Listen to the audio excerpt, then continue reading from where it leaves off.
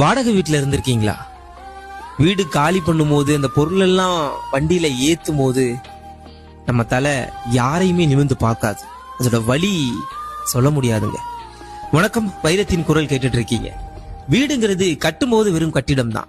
அதுல மனிதர்கள் வாழ வாழதான் வீடா மாறுது. நம் வாழ வாழ வீடு முழுக்க பல நூறு நினைவுகள் அப்படி புதைஞ்சு கிடக்கும். நமக்கே தெரியாம நம்மோட கண்ணீரிலும் நம்முடைய அழுகையிலும் நம்ம கூட நின்னது அந்த வீடு தான்.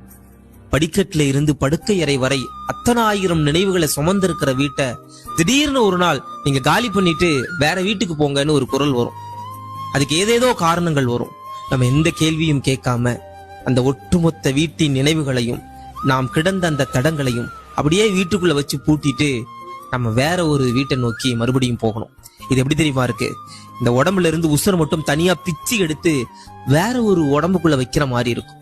வாடகை வீடுங்கிறது எவ்வளவு சுதந்திரமா வாழ்ந்தாலும்